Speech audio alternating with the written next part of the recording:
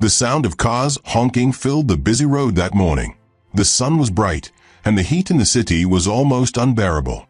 Ella held her mother's hand tightly as they waited by the roadside, hoping to cross to the other side. "Hold my hand well, Mama," Ella said softly. Her mother, Mama Grace, a poor, thin woman in her late 40s, nodded and smiled faintly. "Don't worry, my child. We'll cross together." Mama Grace had struggled all her life, selling vegetables by the roadside just to survive with her daughter, Ella. At 23 years old, Ella was the only reason she kept going. Life had never been easy for them.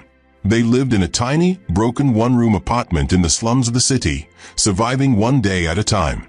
That morning, they had gone to the market to buy a few things.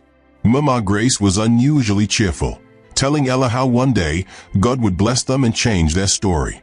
But just as they stepped forward to cross the busy highway, everything changed. A loud screech of tires filled the air. Someone shouted, "Watch out!" Before Ella could pull her mother back, a speeding car came out of nowhere. "Mama!" she screamed. The impact threw Mama Grace to the ground. People rushed towards them, shouting for help. Ella knelt beside her mother, shaking her gently. "Mama! Mama, please wake up. Please don't leave me," Ella cried, tears streaming down her face. Her mother's eyes fluttered open slightly. Blood trickled down the side of her face. I'm fine," she whispered weakly, though her trembling hands told another story. Within minutes, a kind stranger stopped his car and helped them get to the nearest hospital. At the hospital, Mama Grace was rushed into the emergency room. Ella waited outside, pacing up and down, praying harder than she had ever prayed in her life. Hours passed. Finally, a doctor came out, his face grave. "Are you her daughter?" he asked. "Yes, doctor. How is my mother? Please tell me she'll be fine." The doctor sighed deeply. "She has internal injuries, very serious ones. We're trying our best, but we can't promise anything yet. You should prepare your mind." Those words shattered Ella's heart. She collapsed onto a chair, sobbing uncontrollably. Over the next few days, Mama Grace drifted in and out of consciousness. Ella never left her side. She held her mother's hand, whispering prayers and begging her to stay alive. One evening, Mama Grace called Ella softly, "My child." Ella leaned closer, tears already gathering in her eyes. "Yes, Mama, I'm here. If anything happens to me," Mama Grace's voice was faint, "don't cry too much. Be strong. Promise me you'll keep living." "No, Mama, don't talk like that. You'll be fine. God will heal you," Ella said, shaking her head stubbornly. But Mama Grace only smiled weakly. "Promise me something else, Ella." "What is it, Mama?" "If I don't make it, tell the doctor to give my kidneys to someone who needs them. Let my kidneys help another person live." Ella's tears fell like rain. "Mama, please don't say that. Please fight. I need you." "I am fighting, my child. But if God calls me, let me go in peace," Mama Grace whispered, squeezing Ella's hand gently. 3 weeks later, Ella sat by the hospital bed, holding her mother's cold hand, praying silently. Suddenly, the machines around them started beeping loudly. Nurses rushed in. "Doctor, her blood pressure is dropping fast," one of them shouted. Ella was pushed aside as they tried everything to save her. She cried, calling her mother's name over and over. After what felt like hours, the doctor turned to her slowly, removing his gloves. His eyes were filled with sadness. "I'm sorry, Ella, we lost her." The words echoed in her ears. She couldn't breathe. It felt like the whole world had collapsed. She fell to the floor, screaming, "Mama, no, please don't leave me." The doctor gently touched her shoulder. She made a request before she passed about her kidneys. "We've already started the process, Ella." It was her last wish. Through her tears, Ella nodded. Do it. Do as she wished. 3 months later, Ella stood quietly by her mother's grave, holding a small bouquet of fresh flowers. Her best friend, Jane, stood beside her, holding her hand for comfort. "Mama," Ella said softly, her voice trembling, "we kept your kidneys safe in the hospital. You said you wanted to help someone live. I'm still waiting to see who God will send. I miss you every single day. I don't know how to live without you." She wiped her tears slowly. Jane rubbed her back gently. "Be strong, Ella. She's watching over you." Ella knelt by the grave, placing the flowers carefully. "Rest well, Mama. I love you." Across the city, in the same city, far from the slums where Ella lived, stood a luxurious white mansion with tall glass windows, golden gates, and expensive cars parked outside. It belonged to Desmond Williams, one of the richest men in the city. Desmond was only 33 years old, but had everything a man could dream of: money, power, fame, and a beautiful girlfriend, Sandra. His life seemed perfect. Every weekend, they traveled in private jets, attended exclusive parties, and dined at the best restaurants. But one evening, Desmond noticed something unusual. He was sitting by the poolside, sipping wine, when he suddenly felt a sharp pain in his lower back. At first, he ignored it, thinking it was just stress. But over the next few weeks, the pain became worse. He started feeling constantly tired, his skin grew pale, and his appetite vanished. Sandra noticed it too. "Babe, you look sick. We need to see a doctor," she said one night, worried. Desmond waved her off. "I'm fine, Sandra. Just tired from work." But deep down, he knew something was wrong. Finally, after several fainting spells, Sandra forced him to go to the hospital. At the hospital, Desmond underwent several tests. He sat in the doctor's office with Sandra beside him, holding his hand tightly. The doctor came in, carrying a file, his expression serious. He cleared his throat before speaking. "Mr. Desmond, I'm afraid your kidneys are failing. Both of them." Desmond froze. What are you saying, doctor?" "You'll need a kidney transplant," the doctor said softly. Sandra gasped. "What do you mean, doctor?" "He's healthy. He exercises.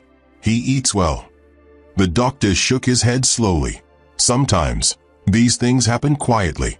Right now, he needs immediate treatment or a kidney transplant."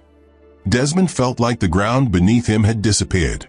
Sandra held his hand tighter, tears forming in her eyes. "We'll find a donor, babe. You'll be fine. I promise."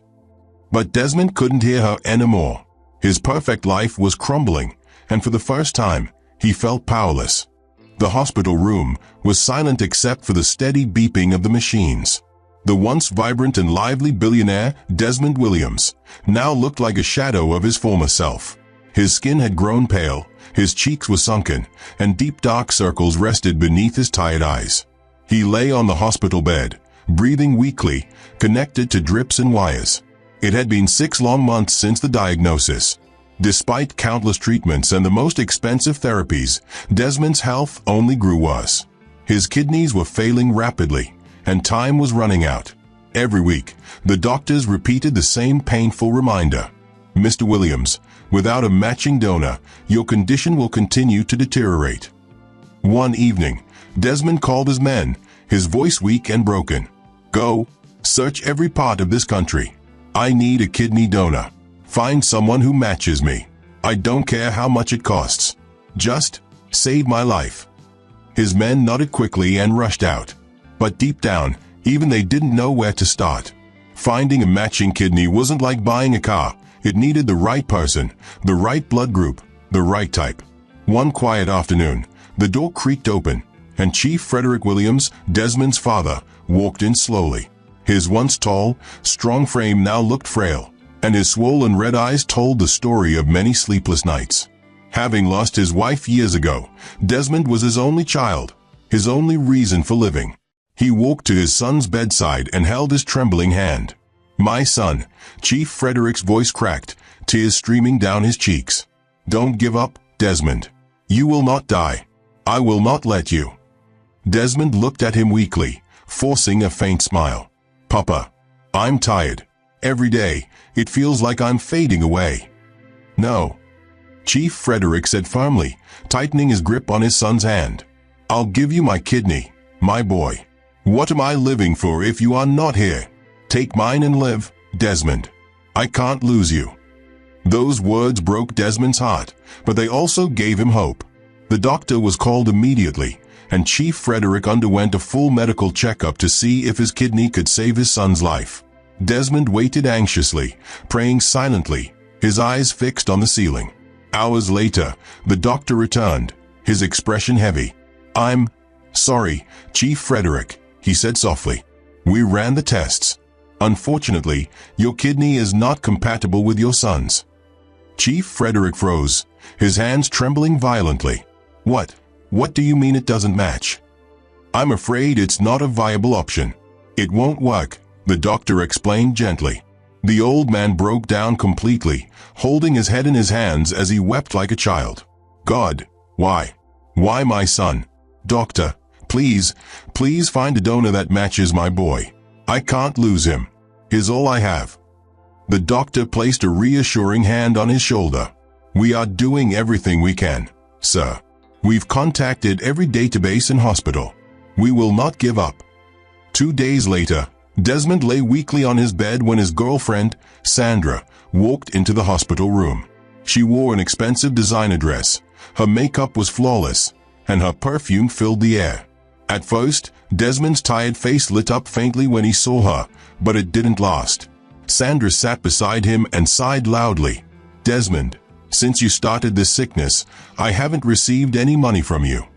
He blinked slowly, staring at her in disbelief, but said nothing. Sandra crossed her legs, folding her arms. 6 months, Desmond. 6 whole months without a single transfer. Do you know I haven't bought new clothes all this time? My friends are starting to talk. Desmond's chest rose and fell heavily as he struggled to breathe, yet he remained silent. Sandra frowned. "Are you even listening to me?" Finally, Desmond turned his head, his weak, tired eyes meeting hers. "Sandra, have you forgotten I'm fighting for my life? I'm hooked to machines, waiting for a donor, and you're talking about clothes." Sandra waved her hand dismissively. "I know, Desmond. I know they're looking for a kidney donor for you, and yes, you'll be fine. But while you're in here, you're still holding your phone. You can make a transfer." Desmond closed his eyes, swallowing hard. "Sandra, if they don't find a matching donor, I won't survive." Sandra leaned back. "Don't talk like that, Desmond. You'll survive." Desmond opened his eyes again, his voice trembling but steady. "Sandra, I need you now more than ever. Help me. Help look for a donor. Or maybe even check your kidneys. Who knows? Maybe you'll match." Sandra's eyes widened as if she had been slapped. "What? My kidneys? Desmond, are you serious?" "Yes," he whispered. "It's just a test, Sandra. Who knows? You might be my match." Sandra shot up angrily. "So that's what this is about. You want me to give you one of my kidneys, so I'll have only one left while everyone else has 2? Desmond, are you out of your mind?" Desmond's voice cracked. "I'm asking you because I love you, and because I want to live." Sandra scoffed loudly. "You're unbelievable. I came here to ask you for money, and instead of doing a transfer, you're talking about kidneys. I can't believe you." Desmond turned his face away silently. Sandra sighed after a moment. "Okay, I'm sorry for shouting. Don't worry, you will not die. I'll go and ask the doctor about the search." At the doctor's office. Minutes later, Sandra marched into the doctor's office, her heels clicking sharply on the hospital floor. "Doctor," she said, placing her bag on the table, "I came to ask about the kidney donor search. How is it going?" The doctor looked up from his files. "We're still searching, Miss Sandra. We've contacted multiple donor banks and hospitals across the country. We'll find a match soon."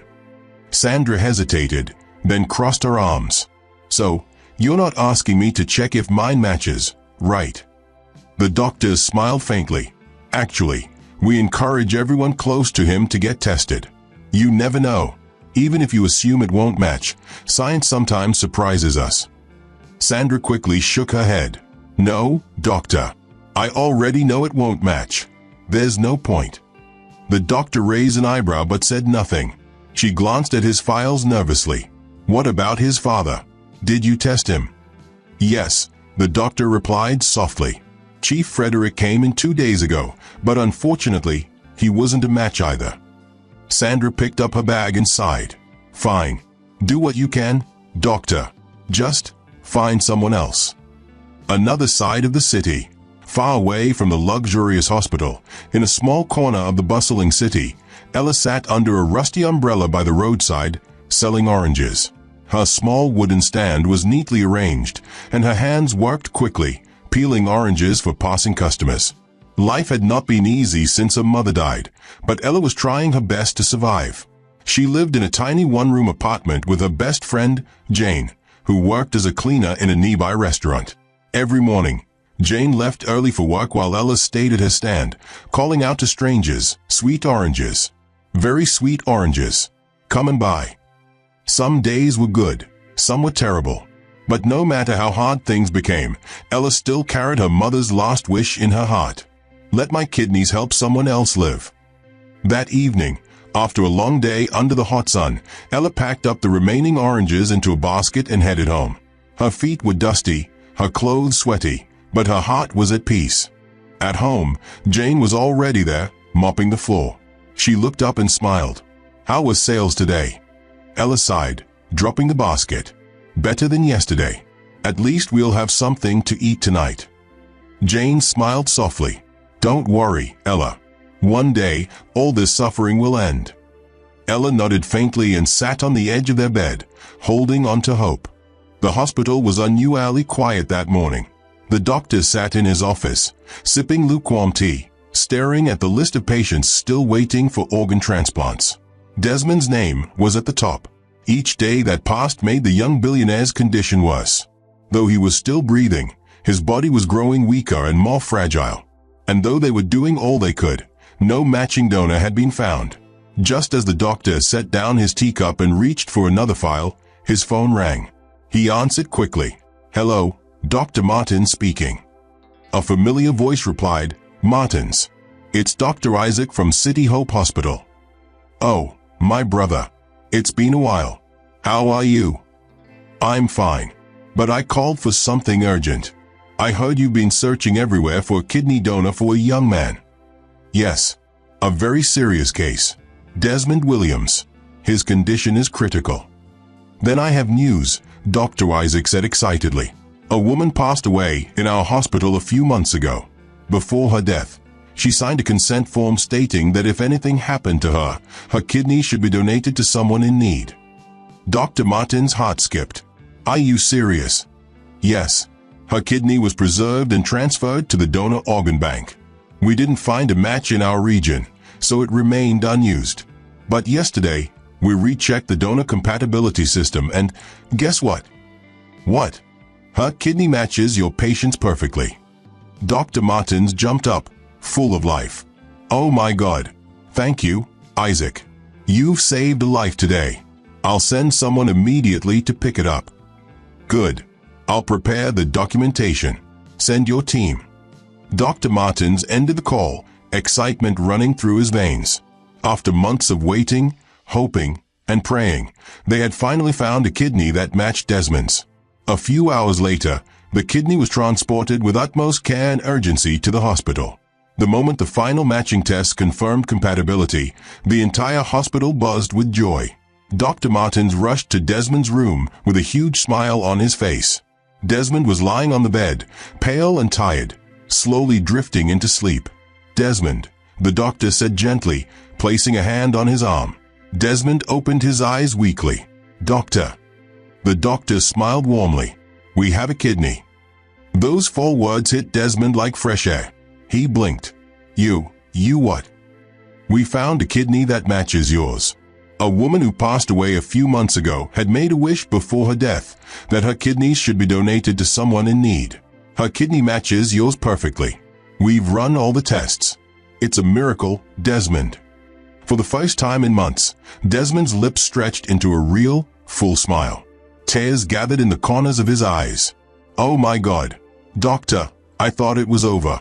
I thought I was going to die." "No, Desmond," the doctor said, holding his hand firmly. "You're going to live. The surgery will take place tonight."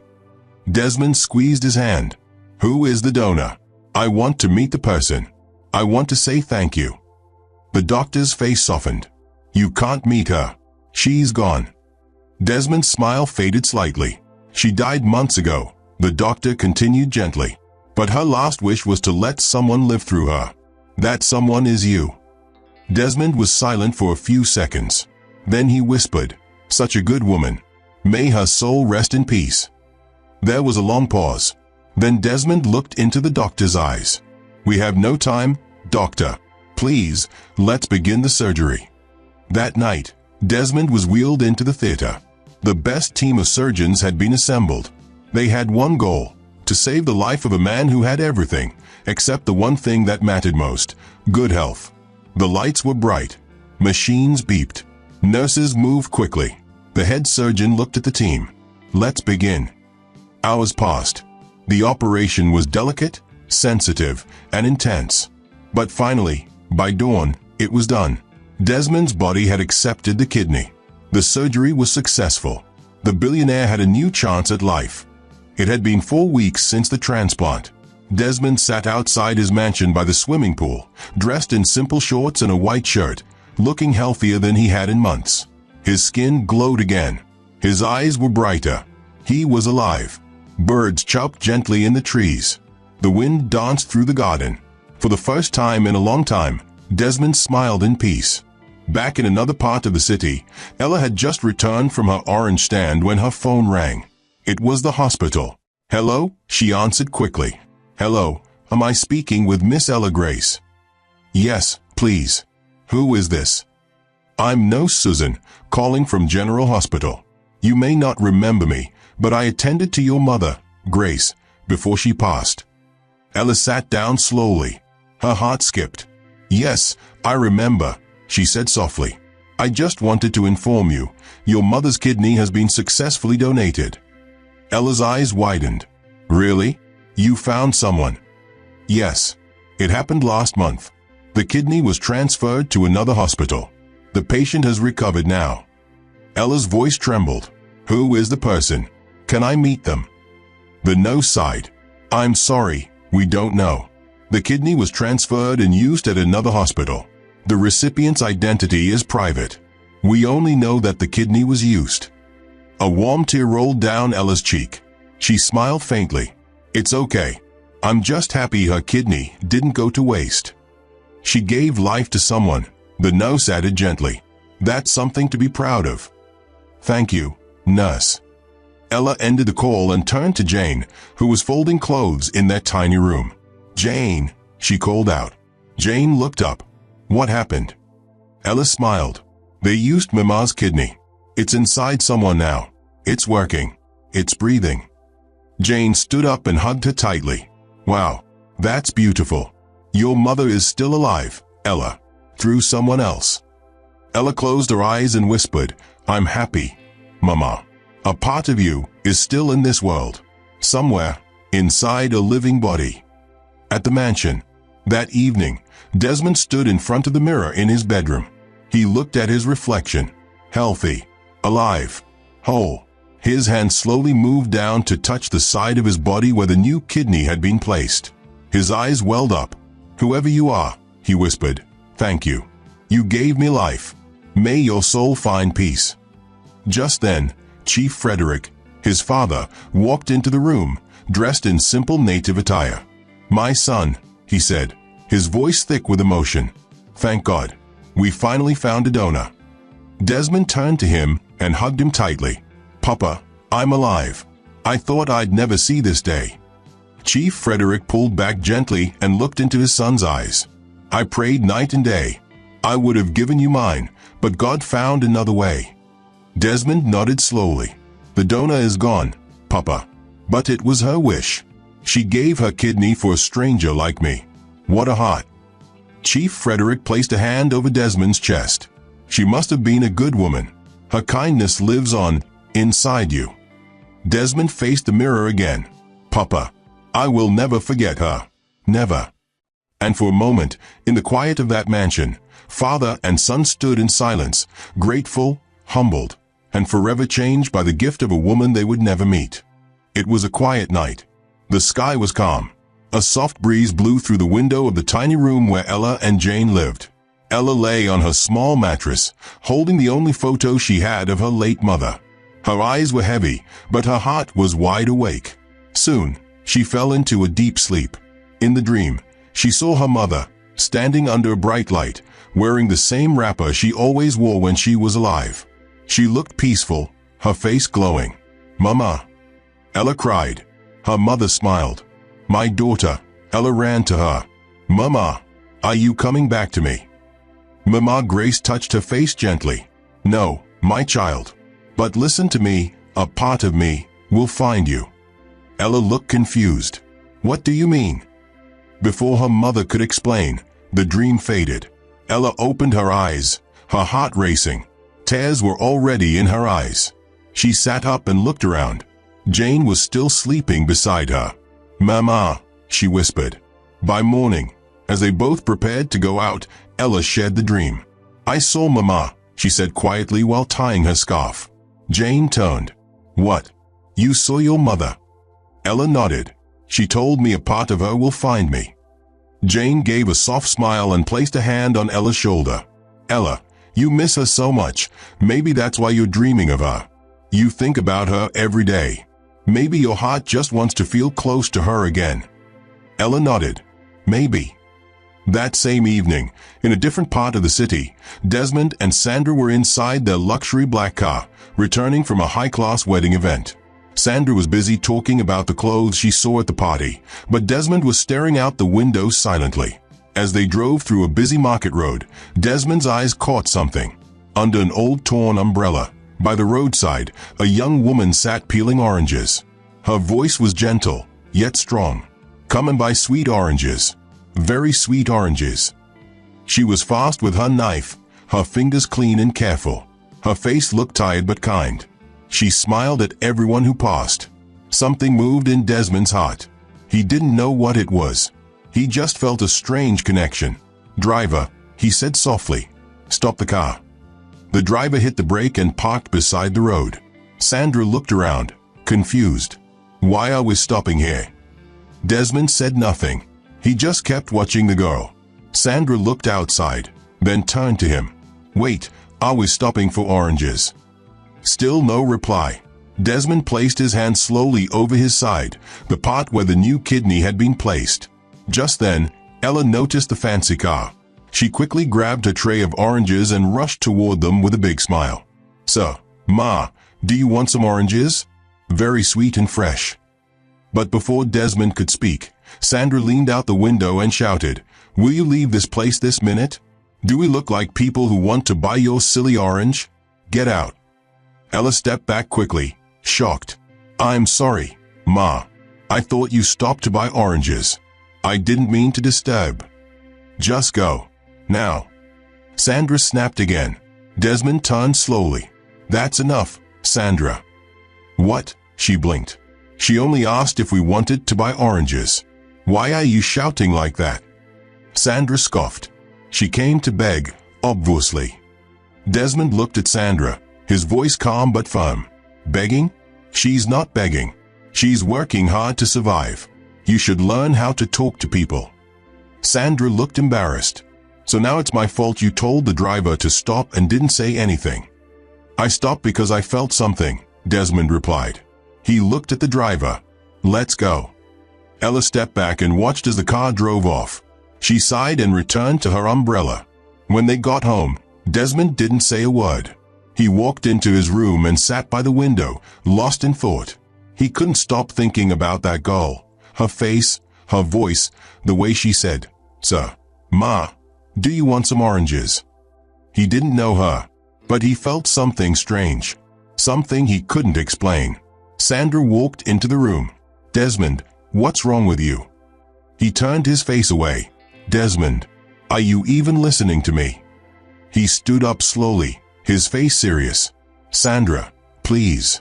I'm not in the mood for your attitude. Just leave me alone tonight." Sandra blinked, stunned. "So now I'm the problem." He didn't answer. He simply walked past her and sat on the bed. That night, Desmond slept early. But something strange happened again. In his dream, he saw Ella, sitting under her umbrella, peeling oranges, just like earlier. But this time, she was crying. Desmond walked closer to her. "Why are you crying?" he asked. She looked up at him, her eyes filled with tears. Before she could speak, he woke up. He sat up on the bed, confused and sweating. The dream felt too real. He looked around. Sandra was still asleep. She turned lazily. "Desmond, what's wrong? Why did you jump up like that?" He wiped his forehead. "Nothing. Just a dream." "A dream? About what?" "Forget it. Go back to sleep." After work the next day, Desmond asked his driver to take a different route. They passed the same market street again. And there she was, under her umbrella, peeling oranges. Smiling, Desmond told the driver to stop. He stepped out of the car and walked slowly toward her. Ella stood up immediately.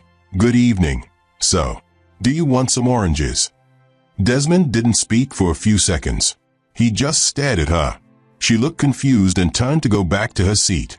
"Wait," Desmond said softly. She turned again. "I want oranges." "How much do you want, so?"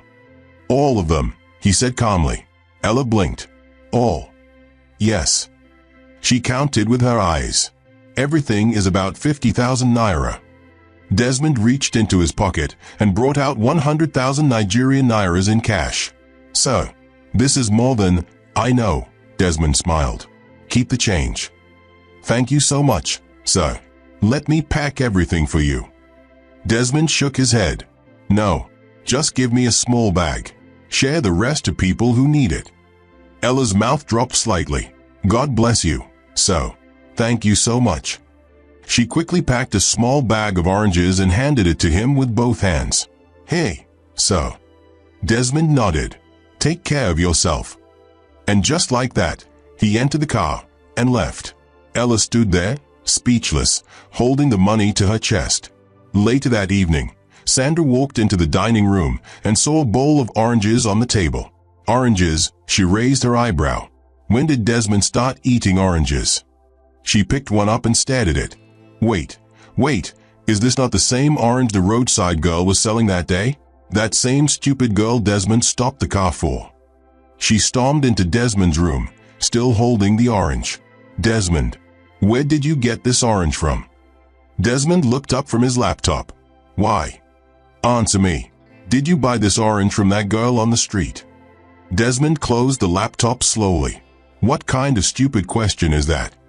Sandra scoffed. "Don't play smart with me. Don't tell me you stopped your car to go and buy orange from that low-class girl." Desmond stood up, his face firm.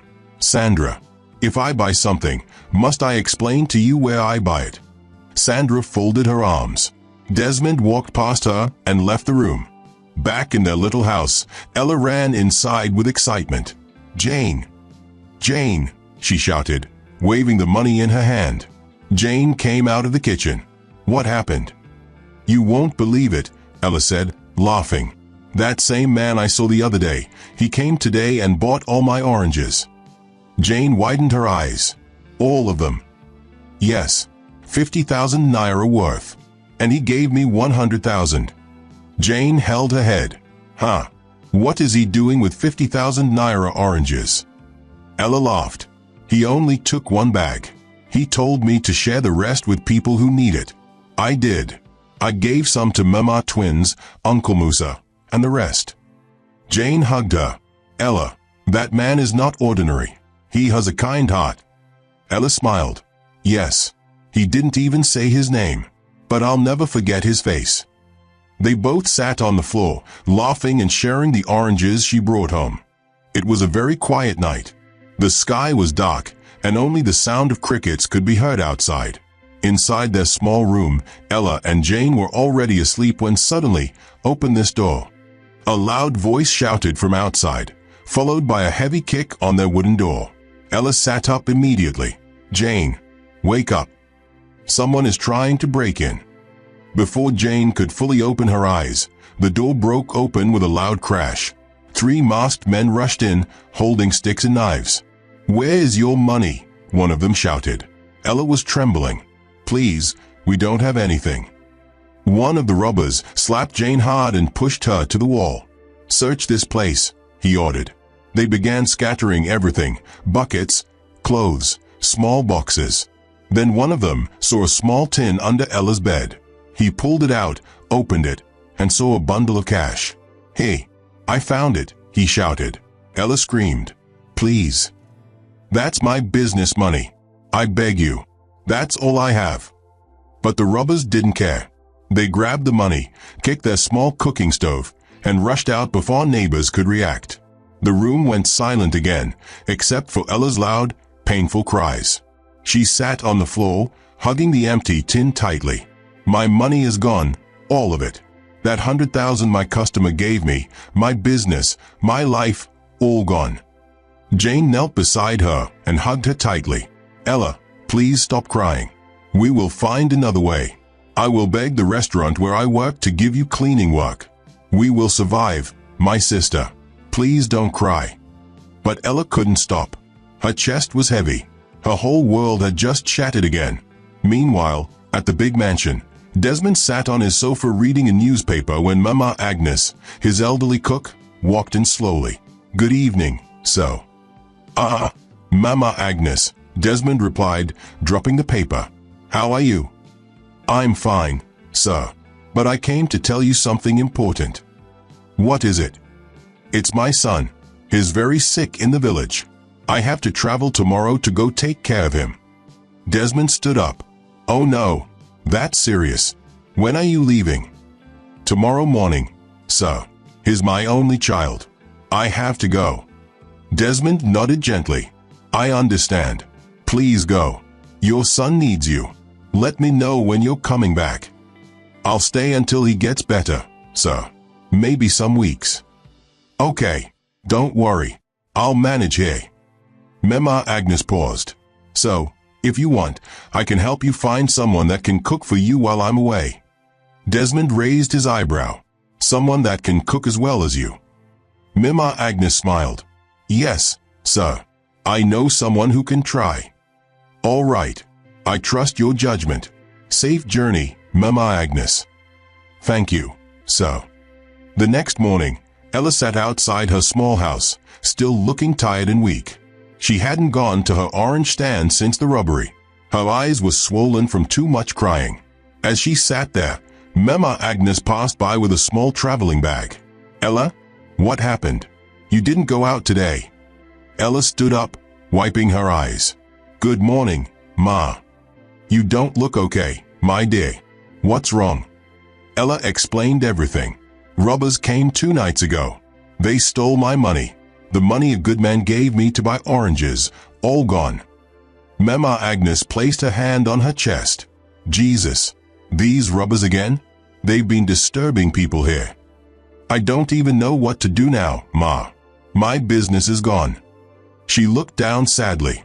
"Jane said she'll try to get me cleaning work at her place.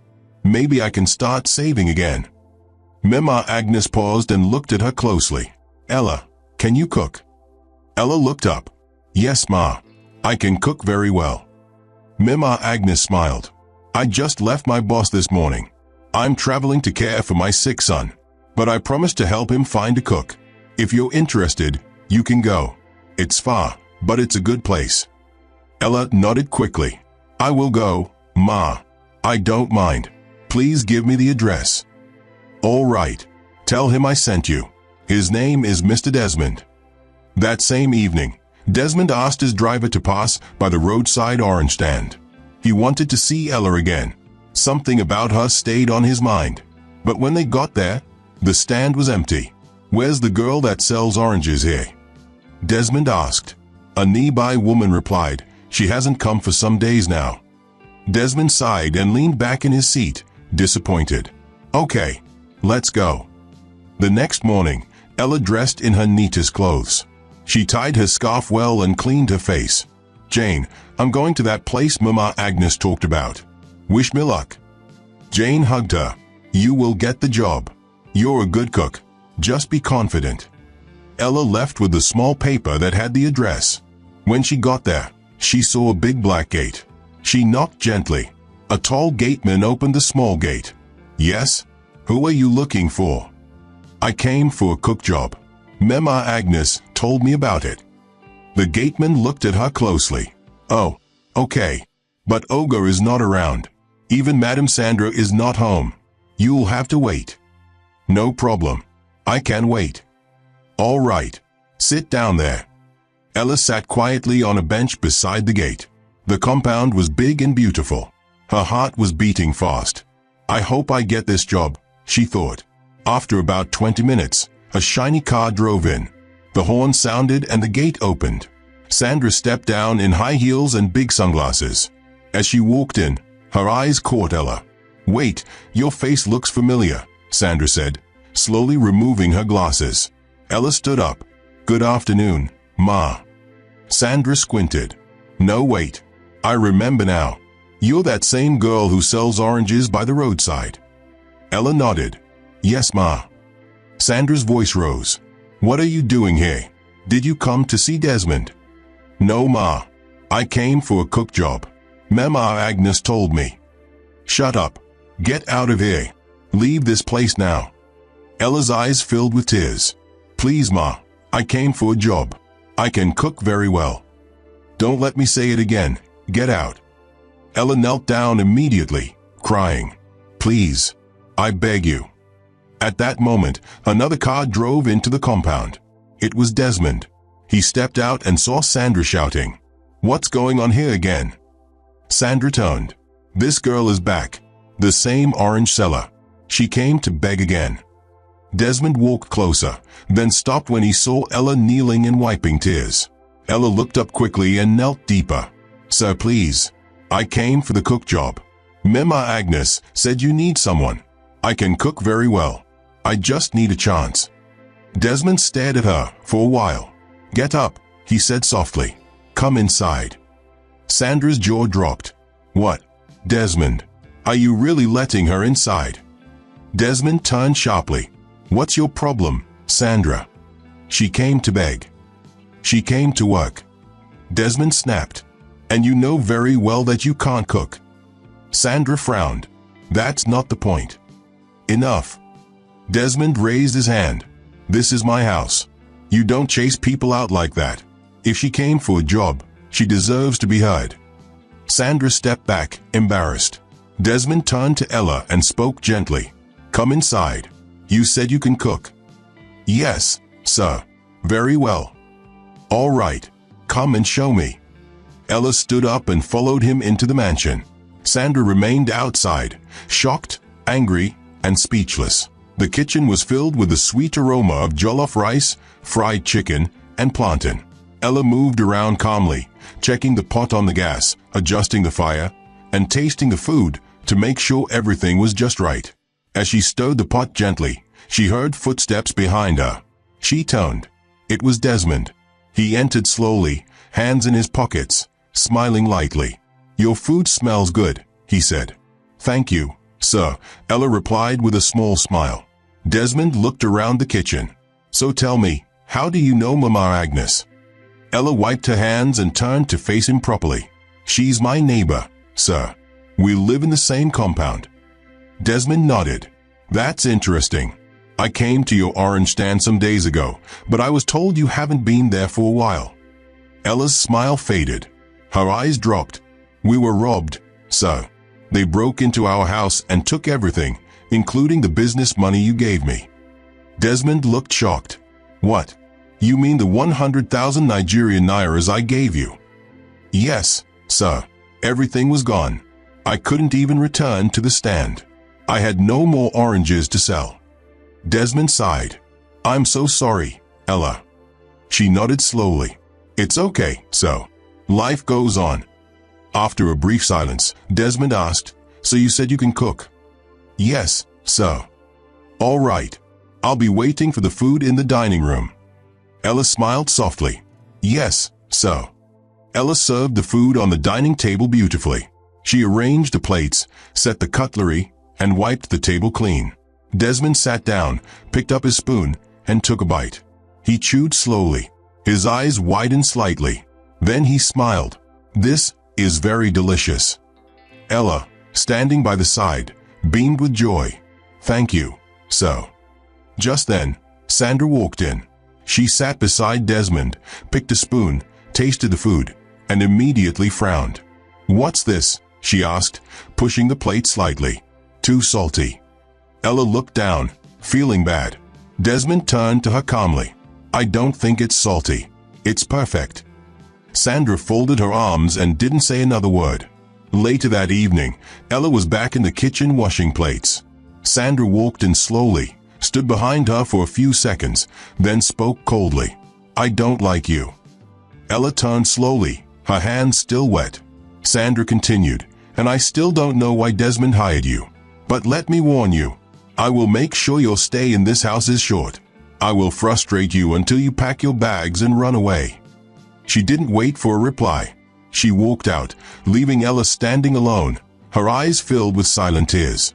That night, Ella sat on her small bed and dialed Jane's number. Jane, she whispered. Ella, how did it go? Did you get the job? Yes, I got the job, Ella said. Jane screamed joyfully from the other end. I told you you'd get it. Ella laughed a little. Yes, but I have a problem. What is it? Jane asked. His girlfriend. She doesn't like me. She said she'll frustrate me until I leave. Jane paused. Why is she bitter about you? Ella shook her head, even though Jane couldn't see her. Honestly, I don't know. I didn't do anything to her. She just hates me. And I don't even know if I'll last in this house. She meant every word she said. Jane sighed. Don't give up. Just focus on the job. God will fight for you. The next day at work, Desmond was in his office when his old friend Kelvin walked in. Guy, how far now? Kelvin smiled. Desmond smiled. Kelvin, long time. They shook hands and hugged quickly. After settling down, Kelvin looked at him. Are you still with Sandra? Desmond sighed. Yes, I am. Kelvin noticed the tone. What happened? Desmond hesitated, then smiled. It's not Sandra I'm thinking about. It's my cook. Your cook? What happened to your cook? Desmond leaned back in his chair. Ever since I set my eyes on her, I haven't stopped thinking about her. I don't know what's wrong with me. I practically see her in my dreams every day. I'm not myself. Kelvin sat up straight. Wait, are you saying you're in love with your cook? Desmond looked away. It sounds crazy, right? No, not really. Feelings don't ask for permission. They just happen. I went to where she sells oranges. I didn't see her. Days later, she came to my house. I was surprised to see her, and I found out Mama Agnes, my former cook, recommended her. Now she's in my kitchen, and my heart keeps beating fast whenever I see her. Kelvin looked impressed. Have you told her how you feel? Desmond shook his head. No, I'm her boss. I don't want to make things hard. And Sandra is still around. Kelvin nodded slowly. That's true. It's complicated. Desmond looked out the window. But I can't hide it for long. That evening, Desmond returned home with 2 shopping bags. He walked into the living room, met Sandra sitting on the couch, and dropped a small gift bag beside her. This is for you. Sandra opened it. A perfume. Desmond nodded. Yes. Before she could say anything else, he called out, Ella. Ella came out, dressed in her usual simple gown. Desmond smiled and handed her a bigger bag. This is for you. Ella's eyes widened. For me, so. Yes. Some clothes. Just a small gift to say thank you for your good work. Ella held the bag gently. Thank you, sir. God bless you, so. She turned and walked back to her room, hugging the bag like a baby. Sandra stood up slowly. So it has reached this stage now. Desmond looked at her. What do you mean? Sandra walked closer. You're now buying clothes for her. Desmond sighed. Sandra, please. I'm tired. I just want to rest. He walked into his room. Sandra followed him quickly. Desmond sat on the bed, removing his shoes, when Sandra stepped in. What's going on between you and that girl? Desmond looked up. Sandra, please. No. I need answers. Ever since you met that girl, you've changed. When she was selling oranges, you stopped your car for her. Then you went back to that street just to buy her oranges. And mind you, your company is far from her stand. It's not even on the same route. Desmond ignored her. You purposely went there, didn't you? Just to see her. Desmond didn't answer. Sandra's eyes were red. You barely look at me anymore. You don't talk to me the same way. Don't tell me you're falling for a useless roadside girl. She walked closer and hugged him tightly. Please, Desmond. I still love you. Let's go back to the way we used to be. Please. Desmond gently removed her hands from his body. Sandra. His voice changed, calm but sharp. Don't ever talk to my staff like that again. But. Desmond raised his hand. I said don't try it again. No one is useless. Sandra stood there, silent, her heart pounding. Desmond walked into the bathroom without saying another word. It was a bright Saturday morning. Birds were singing outside the mansion. Ella was in the kitchen, preparing breakfast when she heard the door open. It was Chief Frederick, Desmond's father. She quickly wiped her hands and rushed to the living room to greet him. Good morning, sir, she said with a warm smile. Good morning, my dear, Chief Frederick replied kindly. So, would you like something to eat? I can prepare anything you want. He smiled. Any food is okay, my daughter. Anything you cook is fine. As Ella turned to walk away, Chief Frederick looked around the house and smiled to himself. This makes it 1 year now, he said aloud. 1 full year my son survived the kidney transplant, 1 year since that miracle happened. Ella paused in her steps. She turned slowly and looked at him. 1 year? She whispered to herself, this is the same time my mother's kidney was donated. Her hands began to shake. Just then, Desmond entered the living room. He saw Ella standing still, lost in thought. Ella, he called. She didn't answer. Ella, he called again. She jumped a little. Yes, sir. Desmond walked closer. What is wrong with you? You look deep in thought. It's nothing, sir, she replied quickly. Desmond was about to turn and leave when Ella's voice stopped him. Sir. He turned back. Your dad said today is 1 year since you had your kidney transplant. Yes, Desmond nodded. Exactly 1 year. It was a miracle. When I thought all hope was gone, I was given a second chance. A woman, she died and made a request that her kidney should be donated to whoever needed it. Ella's eyes widened. She placed her hand over her mouth. Her heart started beating fast. Desmond noticed her reaction. Ella, what is it? Tears filled her eyes. So, you are the one. Desmond blinked. What do you mean? My mother had an accident. Before she died, she told the doctor to give her kidney to someone who needed it. Desmond's heart started pounding. What was her name? He asked softly. Grace. Her name was Grace, Ella whispered. Desmond stepped back. He remembered clearly. When he came out of the theater, the doctor told him his donor's name was Grace. He gasped. It was your mum, he whispered. Ella nodded, crying. Desmond looked like he couldn't believe it. He ran to the dining room and shouted, Dad! Chief Frederick came out. What is it? Dad, you won't believe it. It was Ella's late mother that gave me this kidney. It was her kidney that saved my life. Chief Frederick looked shocked. What? Desmond turned to Ella. No wonder from the first day I saw you, I felt something. I kept dreaming about you. Now I understand. Ella wiped her eyes. My mum came in my dream. She said a part of her will find me. Now I know what she meant. Chief Frederick stepped forward and gently held Ella's hand. Your mother was a great woman. She gave my son another chance to live. My son and I are grateful. And I promise you, as long as I live, you will be taken care of. They all stood quietly for a moment. May her gentle soul rest in peace, Chief Frederick said. Amen, they all replied. While all this was happening, Sandra was far away at her friend Eva's house. She paced the living room, angry. You won't believe it, Eva. Desmond is falling for that cook.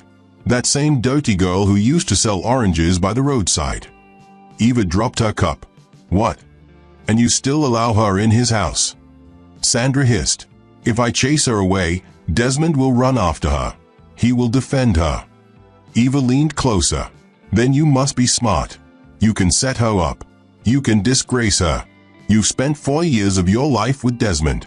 You won't allow a nobody to take him from you. Sandra nodded slowly. You're right. It's time to teach her a lesson. Sandra returned home in the evening. As she entered the gate, her eyes met Ella and Desmond standing in the garden, talking and smiling. Her heart started boiling. She walked closer. "What is going on here?" she asked loudly. Ella immediately stepped back. "Good evening, Ma," she said, and quickly walked into the kitchen. Desmond turned to Sandra. "You won't believe what I found out today." "What?" "It was Ella's late mother that gave me the kidney, the one that saved my life." Sandra folded her arms and hissed. "And so? What's the big deal?" Desmond turned slowly. "What did you just say?" "I said, what's the big deal if she gave you a kidney? She's dead, isn't she?" Desmond stood up, anger rising in his voice. "Did you just say what's the big deal?" Sandra shrugged. Desmond stepped closer.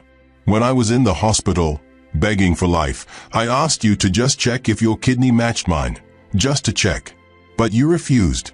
You told me you couldn't live with one kidney, while others are living with two." Sandra turned her face away.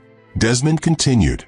"And now, a woman gave away hers, with her dying wish, and you're standing here saying what's the big deal?" He shook his head in disgust. "That gift saved my life, and as long as I breathe, I will never forget it." Later that night, Sandra went into the kitchen when no one was watching. She carried a small powder out of her bag and poured it into the pot of soup that Ella had cooked earlier. She smiled wickedly. "Let's see who Desmond will believe when everyone starts falling sick." What she didn't know was that there was a small CCTV camera in the corner of the kitchen, hidden behind a flower vase. The next morning, Desmond sat down to eat. But one of the housekeepers rushed in. "Sir, something is wrong. I saw something on the kitchen camera." Desmond followed the staff to the CCTV room. They rewound the footage. And there it was, Sandra, opening the pot and pouring something inside. Desmond's mouth opened in shock. He stood up immediately. "Call her. Now." Sandra was dragged into the living room. "What's going on?" she shouted. Desmond looked her in the eye and showed her the video. Sandra froze. "Desmond, I can explain." "Explain what?" "That you tried to poison everyone in this house because of jealousy." "Desmond, please. Get out." "Desmond. I said get out. I don't ever want to see you near this house again." Sandra broke into tears and fell to the floor. "I said leave." Security guard entered and dragged her away. Desmond stood still, breathing heavily. 2 days later, Desmond held Ella's hand as they walked quietly through the cemetery. They stopped in front of the grave. "Grace Ugochi, a mother, a giver, a lifesaver." Ella knelt down, crying softly. "Mama, I found him, the person you saved. Here's he." Desmond placed flowers on the grave and knelt beside Ella. "Ma, I don't know how to thank you. Because of your heart, I'm alive. You gave me life. And now, I promise, I will give your daughter the life you couldn't finish building for her." Ella looked up. Desmond smiled at her. "I want to marry you, Ella. I want to give you the world your mother prayed you'd see." Ella burst into tears. "Mama, your daughter is safe now. Thank you for watching over me." They both held hands and said together, "May your soul rest in peace." "Amen," they whispered. 1 year later, it was a bright, beautiful Saturday. The hall was decorated with white and gold. Flowers filled the air. Gentle music played in the background. Desmond stood in a royal blue suit, smiling proudly. Ella, in a sparkling white wedding gown, walked down the aisle, holding Chief Frederick's arm. She smiled with tears of joy in her eyes. At the front row sat Jane, crying softly, wearing a pink dress. Kelvin, Desmond's best friend, stood beside him as the best man. The pastor raised his voice. "Do you, Desmond, take Ella as your wife?" "I do," Desmond said boldly. "Do you, Ella, take Desmond as your husband?" "I do," Ella replied, smiling. "You may now kiss the bride." Everyone clapped as they kissed. Later at the reception, Chief Frederick stood up and raised a glass. "To Grace, the woman who gave us a miracle," he said with a smile. "And to this new family, may love and peace never depart from them." They all shouted, "Cheers." Ella smiled at Desmond and whispered, "Thank you for choosing me." Desmond smiled back. Thank your mother, she brought you to me." They danced into the night as husband and wife. And from the skies above, it felt like Mama Grace was smiling down on them.